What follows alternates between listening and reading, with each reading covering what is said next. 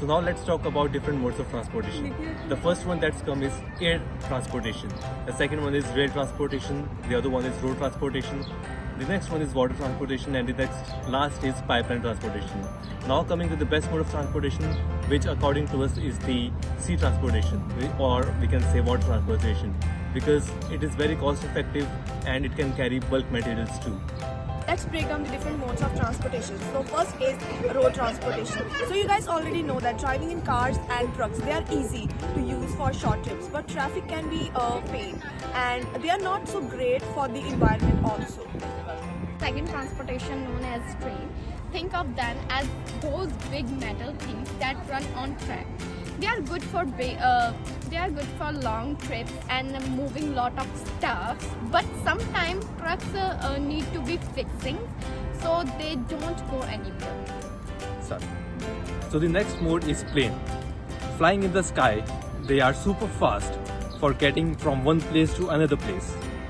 But on the other hand, it can be too expensive as well and not good for the environment too. So the next mode is waterway. There are for traveling across ocean and moving big loads of stuff like oil and cargo containers. They are slower but cheaper for moving loads of things at once. So the last mode of transportation is pipeline, and these are big tubes which are underground in a sea, and these are for moving oils, solids and liquid things, and these can cause environmental problem when it's leak.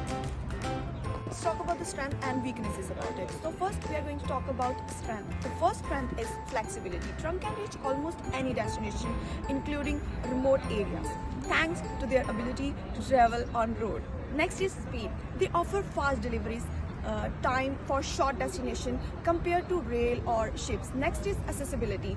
Easy to load and unload goods directly from the truck to the destination, reducing handling time also. Now let's come to the weakness. So the first is limited capacity. As you know, trucks have very limited capacity as compared to those of the trains. The next one is high operating cost. These are maintained at a very high cost, and for long distances it can be very expensive for normal people to use. Rail strengths.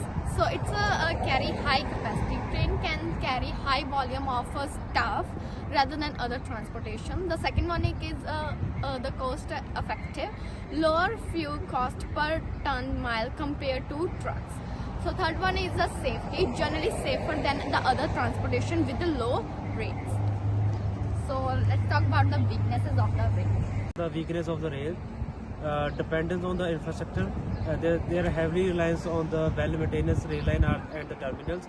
Next one is the speed, generally the slower than the truck or the plane, exceptionally for the shorter distance. And the last one is a limited flexibility. Trains are constrained by the fixed rail network, limiting their accessibility to the certain areas.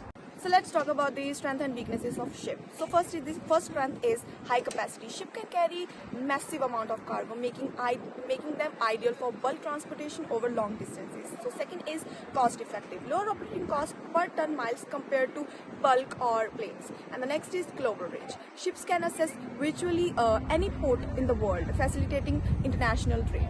So the weaknesses of waterways is the speed.